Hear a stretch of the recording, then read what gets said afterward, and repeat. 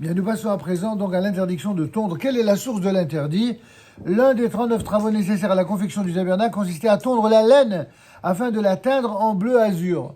De plus, on constate que cette interdiction s'applique aussi dans le cadre où cette tondaison n'est pas seulement effectuée dans le but de récupérer la laine, mais seulement pour obtenir une peau lisse qui est dépourvue de laine et de poils. Cette pratique était pratiquée sur la peau qu'on appelle le tahash en hébreu, on traduit ça par le daman. Et elle était tondue dans cette seule intention. On utilisait sa peau pour constituer les devantures du sanctuaire. Le tahash est un animal qui n'existe plus à notre époque. Mais il est apparu à l'époque de la sortie d'Égypte et il était doté de propriétés et de couleurs d'une splendeur inégalable, nous disent nos sages. Quelles sont les applications finalement de l'interdit aujourd'hui, puisqu'on dit que l'animal en question n'existe plus? Alors, pourquoi on parle de tondre? Est-ce que tondre, le principe de tondre reste le même? La même interdiction, même si l'animal en question n'existe plus. Il est défendu, par exemple, de s'arracher un poil ou un ongle, ainsi que de l'arracher à une tierce personne, parce que si cet acte est accompli à l'aide d'un instrument, il représente carrément une interdiction de la Torah. Maintenant, si le même acte est effectué à la main ou avec les dents, il constitue cette fois une interdiction d'ordre rabbinique, et donc il est tout aussi interdit. On n'arrachera pas une verrue non plus avec la main ou la bouche ou avec un ustensile, même si la verrue est dévitalisée et qu'elle s'apprête à tomber d'elle-même. De plus, il est interdit à un homme d'arracher, par exemple, les poils blancs de sa barbe ou de ses cheveux, et ce, il précise même en semaine. C'est plus en rapport avec les dynimes de Shabbat, mais par rapport à dynimes de Kabbalah. Pardon? Une femme, elle a tous les droits en matière d'esthétique, si c'est pas Shabbat. Pourquoi? Parce que voilà, les rabbinim ont toujours été très, très cool, justement par égard pour les femmes, pour lesquelles une des spécificités de la féminité, c'est toujours de faire attention à son apparence, et on considère que dans la mesure où il n'y a pas une interdiction minatora, il faut leur foutre la paix, quoi. Donc les rabbins sont beaucoup plus cool avec les femmes. Voilà, comme ça on arrêtera de les traiter de miso. Hein, c'est comme ça. En tout cas, pour être plus sérieux, en semaine, je ne pense pas qu'il y ait de problème pour les femmes, mais par contre, pour les hommes, on dit qu'il faut éviter. Maintenant, il existe, je ne sais pas comment que ça s'appelle, je crois que c'est une petite maladie, pas très grave, où des fois, ça vous démange tellement que vous avez besoin d'arracher, parce que le fait d'arracher, ça vous enlève une douleur. Je ne sais pas si vous avez entendu parler de ça. Et alors, dans un tel cas, si ça vous démange, ce sera toléré en semaine, pour cette raison-là. Mais si on peut s'en empêcher, c'est mieux même en semaine. Quant au Shabbat, c'est carrément interdit dans tous les cas. En effet, la Torah ordonne à l'homme de ne pas adopter le même comportement que celui d'une femme et de se différencier par un habit distinct ou même par toute chose qui est de nature à rappeler, entre guillemets, la coquetterie féminine. Vous voyez, décidément, la Torah et les rabbinim n'aiment pas les hommes qui seraient des hommes-femmes. Les hommes doivent rester des hommes et les femmes doivent rester des femmes. Que Dieu les bénisse. Il lui est également interdit de se maquiller, de se coiffer, de se parfumer comme une femme. Se parfumer comme une femme, ça ne veut pas dire qu'il est interdit de se parfumer. Mais de se parfumer comme une femme. Ça veut dire quoi de se parfumer comme une femme? Il y a une manière de se parfumer comme une femme? Si, une femme, quand elle se parfume, c'est pour qu'elle sente bon, aussi bien à l'intérieur qu'à l'extérieur de chez elle. Un homme, en fait, il lui est permis de se parfumer uniquement quand il est avec sa femme. À l'intérieur. Mais pas à l'extérieur. Pour la même raison, pour pas que lui, il soit attirant à l'extérieur comme une femme le pourrait l'être. Ah, dans ce cas-là, on devrait aussi l'interdire aux femmes, puisqu'elles ne doivent attirer que leur mari. Non, on fait confiance aux femmes qui sont sérieuses, évidemment. On ne parle pas des femmes dévoyées ici, on parle des femmes sérieuses, qu'une femme, elle, en fait, même quand elle veut être belle ou sentir bon, c'est pour son mari. Et si un homme a des idées mal placées, ben, elle s'en éloigne, tout simplement. C'est la seule parade, quoi, c'est tout. Qu'en est-il de se ronger les ongles? Il est défendu de se ronger les ongles pendant Shabbat, et seul en cas de douleur. Ça veut dire quoi en cas de douleur? Si vous avez un ongle qui tient sur un fil, ou un ongle il a accroché, ça arrive d'accrocher, ou alors de mal arracher un ongle, et tout d'un coup, c'est Shabbat que... Quand vraiment il y a une douleur qui est manifeste, et que la majorité de l'ongle a déjà été coupé ou arraché avant Shabbat, alors ça a permis de l'arracher avec les dents ou avec les doigts. Pourquoi avec les dents, avec les doigts? Parce que c'est pas la manière habituelle de couper un ongle. Donc vu que c'est un changement, et que c'est pas dans le but de couper, mais dans le but d'enlever une douleur, c'est permis. Soyez gentils ceux qui sont en face des plateaux qui n'utilisent pas, proposez aux autres s'il vous plaît. Alors il est aussi, parce que moi de là où je suis ça m'est difficile de le faire, alors je vous invite à le faire. Alors il est aussi prohibé d'arracher la peau qui dépasse autour des lèvres. Vous savez qu'il y a des lèvres comme ça, des personnes qui sont sensibles et qu'ils ont toujours des petites peaux qui dépassent. Alors en général, vous mettez du beurre de cacao ou un truc assimilé comme ça de pharmacie et ça radoucit, ça calme l'histoire. Mais il y en a, ça dépend des périodes de l'année. Il suffit qu'il y ait un petit peu de froid sec de l'hiver. Et alors dans ce cas-là, alors il faut veiller à faire ce qu'il faut, mais avant Shabbat. Pas pendant Shabbat, il ne faut pas arracher. Donc il est prohibé également d'arracher la peau qui dépasse autour des lèvres, ainsi que des ongles, par exemple. Vous savez, les petites peaux qu'il y a autour de l'ongle. Et ceci représente une interdiction de la Torah, carrément. Il sera défendu de l'arracher même en cas de douleur, et que la majorité de la peau était détachée. Donc là, on est encore plus marmière. L'interdiction s'applique aussi bien avec les mains qu'avec les dents. Maintenant, le cas tout à fait spécifique d'une femme qui doit aller au mikvé le vendredi soir. Parenthèse, est-ce qu'une femme a le droit d'aller au mikvé le vendredi soir? Oui. Alors, bon, évidemment, c'est les femmes qui répondent parce qu'elles sont au courant et c'est naturel. Alors, pas partout. En fait, en France, c'est compliqué. Il y a certains mikvaot qui prévoient toutes les conditions requises pour que cela soit possible. Mais c'est très rare que les mikvaot soient ouverts le Shabbat en France, par exemple, parce qu'il y a tellement d'obligations, de consignes particulières liées au Shabbat, que c'est très compliqué. Donc, en général, on recule son mikvé au samedi soir. Mais en Israël, il n'y a aucun problème. En Israël, une femme qui doit prendre son mikvé, évidemment, elle prend rendez-vous avant. Elle prépare tout ce qu'elle peut préparer avant, sur le point de vue corporel, sa douche et tout le reste, avant. Et lorsqu'elle arrive sur place, il y a déjà des serviettes de bain particulièrement grandes pour pouvoir se sécher sans essorer, etc. Donc ça, c'est des choses que vous apprendrez au moment de, si Dieu veut, ou au moment du mariage. Il y a même une partie de notre programme qui concerne les lois de pureté familiale, on en parlera.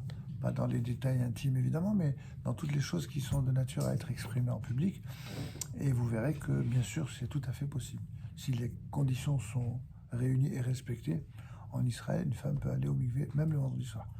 Donc... J'ai une question. Du coup, si elle ne peut pas y aller le vendredi soir et qu'elle doit attendre le lendemain, oui. Est-ce qu'elle doit faire quand même le bdikot le lendemain, le 8e jour? Avant, la médicale elle le fait. Normalement, si vous dites qu'elle devait aller au mikvé le vendredi, elle va faire de toute façon la bdika avant Shabbat. Oui. Et elle en fera une juste à la sortie de Shabbat, oui. Donc elle va continuer à les faire jusqu'à... Oui, si en tout cas, c'est pour la rassurer, quoi.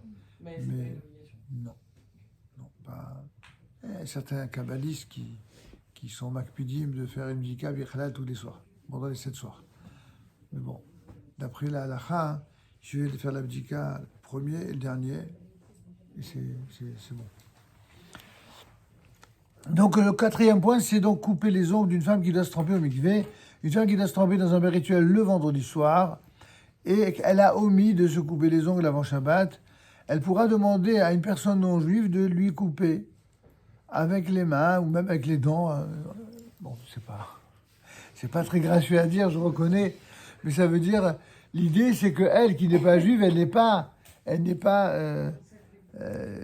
censée respecter Shabbat. Donc comme elle lui vient en aide, les tzorech mitzvah, surtout si c'est une dame qui travaille au mikvé pendant Shabbat, parce qu'elle est là aussi pour cela. Donc ce sera permis. Maintenant, si ceci est impossible de cette manière-là, la personne non juive pourra même utiliser un ustensile à cet usage. Et si on ne trouve pas de personne non juive, il suffira de vérifier convenablement les ongles afin de s'assurer qu'aucun résidu ne puisse s'y trouver sans avoir à recourir au fait de couper les fameux ongles. Certains décisionnaires ashkénazes préconisent dans un tel cas de repousser carrément son immersion à samedi soir. C'est ce que je vous ai dit tout à l'heure, quand cela est vraiment possible et que c'est trop compliqué. En vérité, si les ashkénazim ont recours à ça, c'est surtout parce que en Europe, on a rarement vu un mikvé ouvert le vendredi soir, tout simplement. Donc, c'est la logique du psak ashkénaz. Ceci s'appliquera seulement pour les ongles de main,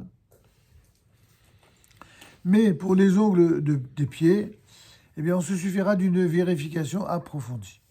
Il est permis de retirer toute impureté ou saleté immiscée sous les ongles en la grattant, cette fameuse petite saleté, mais si l'on prend soin de ne pas racler l'ongle lui-même, et certains se montrent rigoureux et préconisent de laver l'ongle sous le robinet. En fait, tout ce qui est faisable, on le fait, et on le fait d'une manière intelligente pour ne pas se blesser. Qu'en est-il de se coiffer pendant Shabbat? Alors, tout ça, c'est très éloigné de l'interdiction de tondre, mais apparemment, ça fait partie de la même famille des actions qui sont liées à l'interdiction de tondre. Donc, se coiffer pendant Shabbat, a priori, il est défendu de se coiffer avec une brosse à cheveux ou un peigne pendant Shabbat, car on arrache inévitablement des cheveux. Dans quel cas on a dit ça? Lorsqu'il s'agit des brosses habituelles. Vous savez, ces brosses, à quoi vous les reconnaissez? Qu'à chaque fois que quelqu'un se brosse, même les hommes, et a fortiori les femmes, vous avez une touffe derrière. Vous avez compris que ça arrache les poils. Hein. Ça, c'est le moins qu'on puisse dire, c'est que ça arrache. Donc, vous comprenez bien que si vous avez la preuve matérielle que ça arrache, c'est interdit. On n'a pas le droit de tirer les cheveux et les arracher pendant Shabbat. Et a fortiori, si je puis dire, pour les femmes qui ont des cheveux longs et qui ont beaucoup plus une tendance à laisser des cheveux. Quand on a 4 filles, on en sait quelque chose. À part la femme. D'accord? Et les garçons, eux, par contre, ils n'ont pas ce problème parce qu'ils sont avec des coupes qui sont très courtes. Ils ont rarement autant de cheveux. Dans ce cas-là, il sera malgré tout et toutefois toléré d'ordonner sa coiffure, soit avec la main, ou même avec... Vous avez déjà vu les peignes de coiffeurs professionnels avec des dents qui sont très séparés les uns des autres. C'est-à-dire séparés d'au moins un demi-millimètre. Un demi, qu'est-ce que je raconte? Oui, un demi, 5 millimètres. 3, 4 millimètres. Enfin bref, une vraie séparation. C'est-à-dire que c'est vraiment pour tracer un sillon dans la chevelure, mais en fin de compte, ça n'arrache pas. Ce type-là de peigne, de coiffeur, eh ben, en vérité, toute femme juive qui respecte les mitzvot devrait en avoir un chez elle. À défaut que ce soit pour des raisons d'esthétique, pour des raisons shabbatiques, il devrait l'avoir.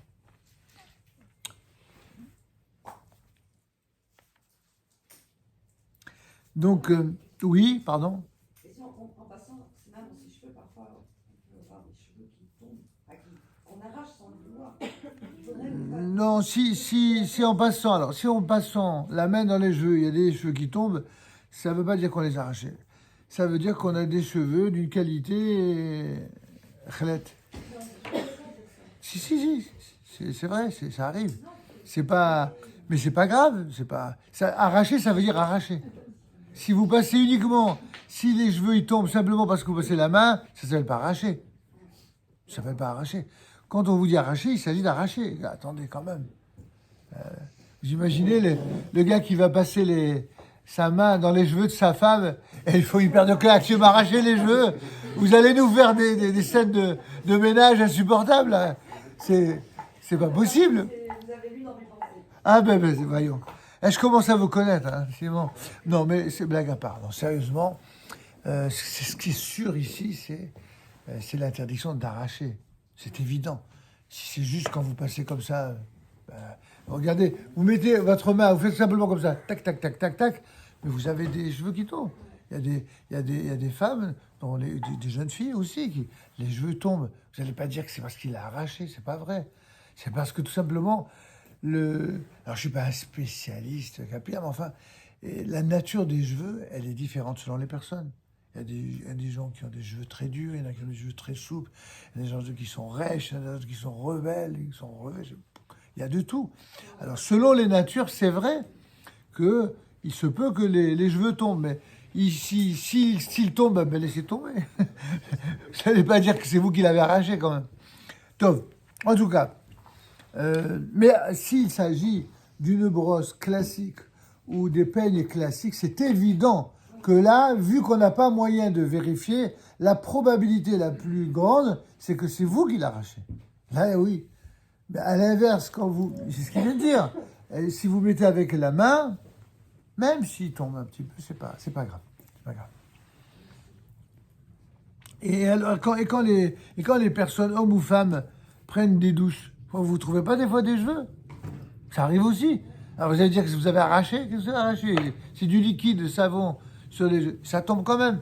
Donc vous voyez bien que cette notion d'un cheveu qui tombe sans l'arracher, ça existe. Je ne l'ai pas inventé, quoi. C'est une réalité que n'importe qui pourra vérifier.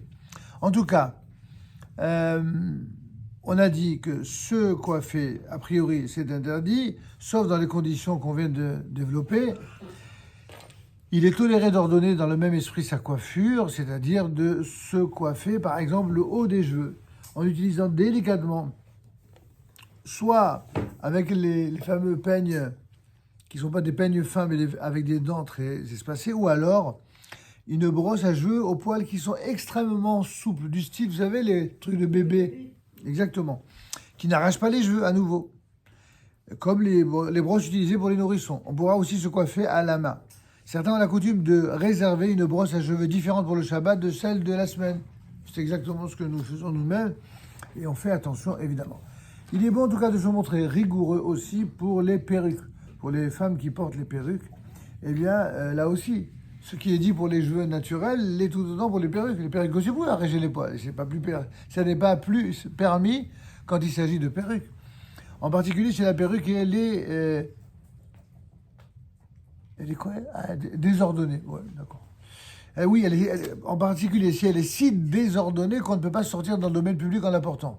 Parce qu'il y a une halakha qui dit que lorsque une perruque qui est tellement désordonnée qu'on n'a pas le droit de la porter à l'extérieur pendant Shabbat. Parce que... Je veux bien répéter, mais à condition que vous ne parlez pas avec la voisine en même temps. Là, je plaisante. Je suis en train de dire que si une femme porte la perruque habituellement, et que tout d'un coup elle voit que sa perruque elle est sans dessus-dessous, elle n'a pas le droit de la porter cette perruque pendant Shabbat. Pourquoi? Parce que ce serait plus ce type de, entre guillemets, de parure qui est autorisé le Shabbat. C'est quelque chose qui n'est pas autorisé. Donc ce qui n'est autorisé de porter Shabbat que des choses qui sont prêtes à l'emploi et qui sont nettes, clean, mais pas qu'il faille justement peigner, etc. Qu'en est-il de la tradition, j'imagine, de femmes qui se rasent la tête, dans le cas dans une partie de ma famille, qui se rasaient la tête. Alors mettaient la perruque. Et quoi? Pour mettre la perruque, se rase la tête. Alors c'est quoi la question? Mais la question par rapport à la halakha, est-ce que c'est une tradition ou est-ce que c'est... D'abord, c'est pas une tradition des femmes séfarades, déjà. C'est une tradition d'une minorité des femmes ashkénazes, et notamment dans certains quartiers connus, en Pologne ou même à Jérusalem, à Miacharim. Elles font de leur tête et de leur visage et de leurs cheveux ce qu'elles veulent. C'est pas un problème. Surtout si elles le font pour des raisons qu'elles estiment être des raisons de pudeur. Mais ça ne change en rien tout ce qui vient d'être dit. C'est-à-dire qu'elles doivent mettre une perruque qui se porte telle qu'elle et pas d'arracher. Ce serait le comble. Elles se rasent la tête pour ne pas avoir de problème de migvé. Et là, elles vont prendre une perruque qui serait pleine de poils à arracher pendant Shabbat. Il n'y aurait pas vraiment une grande cohérence. Donc, l'usage en tant que tel, oui, je sais qu'il y a des femmes qui le font, mais c'est bon, la majorité des femmes religieuses, surtout de la nouvelle génération, ne font pas ça du tout. Pas du tout. même les femmes très très pieuses, même les femmes qui ne portent pas les perruques du tout par piété, qui ont une véritable coiffe, elles ont les yeux en dessous. C'est, a priori, la chevelure, c'est vraiment un des attraits de la féminité. Et une femme, a priori, même pour des raisons on va dire, de pudeur, c'est très spécial que de considérer que pour des raisons de pudeur, se raser la tête et d'enlever un attrait de la féminité, elle doit être belle pour son mari. Et donc, je n'ose pas critiquer quelque chose qui relève pour certaines femmes de la piété. Donc je me garderai bien, moi, en tant que rabbin, de le critiquer. Mais pour autant, je m'interroge quand même sur le bien fondé. Vous savez que jusqu'à Rabbi Akiva, la tradition rabbinique voulait qu'une femme, lorsqu'elle n'était pas en mesure d'être avec son époux, pendant les fameuses périodes, eh bien, elle ne se maquillait pas, pour ne pas être trop attirante. Rabbi Akiva, il aurait rentré dedans. Il aurait dit, mais qu'est-ce que ça veut dire ça? Vous voulez que les femmes, elles soient en quelque sorte prises en dégoût par leur propre mari, en leur interdisant Lui, il a ordonné que les femmes, elles aient le droit de se maquiller. Pendant toute la période où elles ne peuvent pas être avec leur mari, que quand même elles se maquillent. Pour que même s'il n'y a aucune relation physique, qu'il ait le plaisir de voir sa femme belle. Il était peut-être en avance sur son temps. Mais vous voyez que les rabbinim, ce n'est pas des tarés qui... Tout ou rien. Pas du tout. Pas du tout. Une femme, elle n'a pas de mitzvah sans les dire, enfin. Une mitzvah, elle a la mitzvah de ne pas s'embellir pour autrui, autre que son mari, ça oui.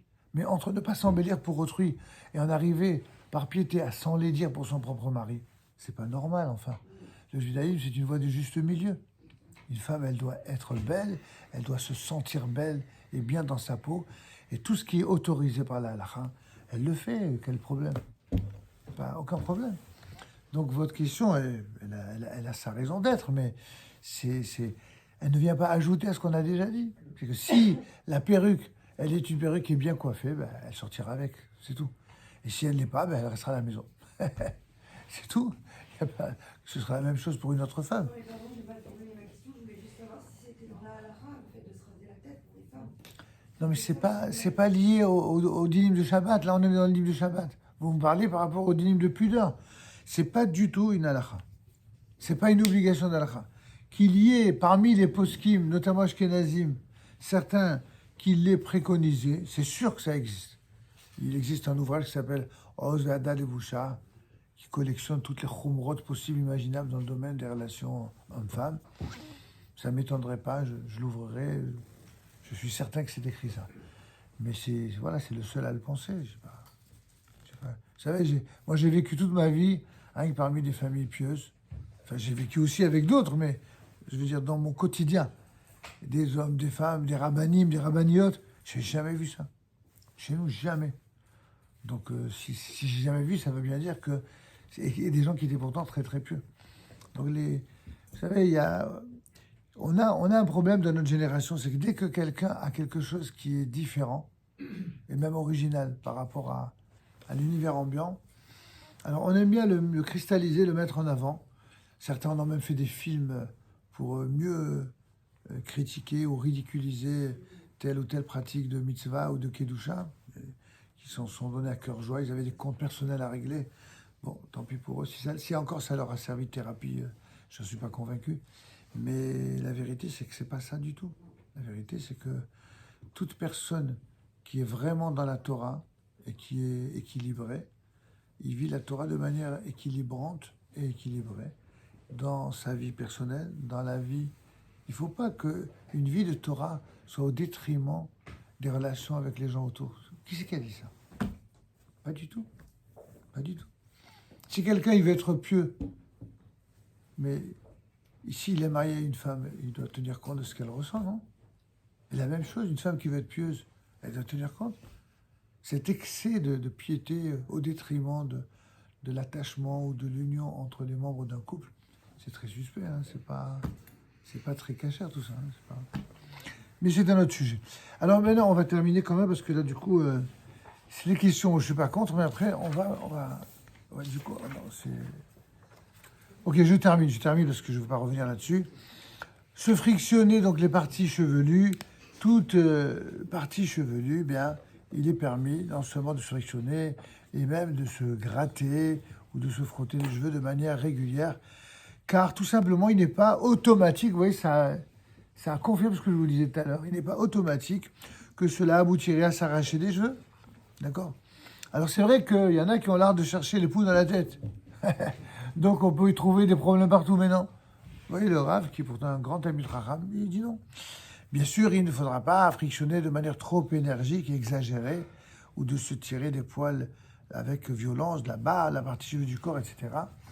Il faudra donc prendre soin de ne pas le faire avec trop de force ou avec ses ongles en grattant trop fort. Voilà, ça suffit pour ça. Et enfin, terminé, retirer un pansement. Comme vous le savez, retirer un pansement, des fois, on arrache des poils. En cas d'utilité, il est permis de retirer un pansement qui est collé sur une partie, même poilue du corps, et même si cet acte va arracher les poils. Pourquoi? Apparemment, ça ressemble à la tenture, au contraire. Tout simplement parce que le fait d'arracher les poils d'un individu dans ce cas-là représente un interdit qui est d'ordre rabbinique. Et quand l'intention, c'est pas d'arracher, c'est juste de se débarrasser du pansement, c'est pas interdit. Il sera permis d'effectuer un acte qui provoque indirectement cette sorte d'interdit, en particulier en cas de douleur. Toujours tout ce qui est lié à la douleur. Il y a des gens qui, c'est très douloureux d'avoir un pansement comme ça, et ça libère un petit peu de la douleur. Certains le permettent seulement si les poils ne s'arrachent pas de façon inéluctable, ou alors si par exemple vous avez bien imbibé d'eau avant, parce que ça, à ce moment-là, il va s'arracher sans forcément arracher les poils. Et enfin, la tonte des animaux. Qu'en est-il de tondre des animaux? Évidemment, c'est ici, par excellence, là-bas, il s'agissait de daman. C'était un animal, donc toute tonte d'animaux, tondre des animaux, mais aussi du gibier ou alors plumer de la volaille, représente cette fois-ci une interdiction mamash minatora. Et l'interdiction s'applique aussi à un animal qui serait mort ou si la peau est dépecée. Néanmoins, si l'animal est vivant, le fait d'arracher sa laine ou ses poils à la main représente de toute façon une interdiction, mais d'ordre rabbinique, car ceci ne constitue pas une tonte habituelle et régulière. Il faudra donc prendre soin de ne pas arracher les poils d'un habit qui est constitué de poils d'animaux, de peau ou de laine. Ça aussi, les gens qui portent des fourrures, il ne faut pas arracher. C'est exactement la même midera banane, c'est interdit.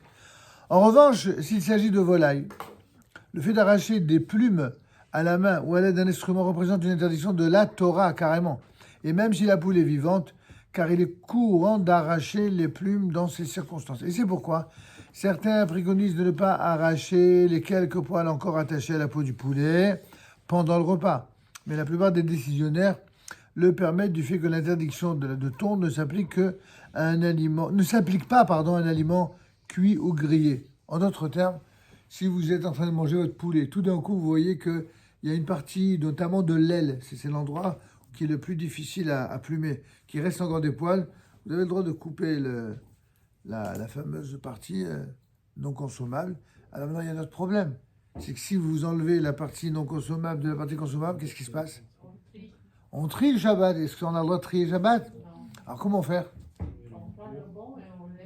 Alors non, on a le droit de couper, mais simplement avant de le retirer, on essaye de voir s'il y a du bon dans cette partie plumée là, et on mange le bon.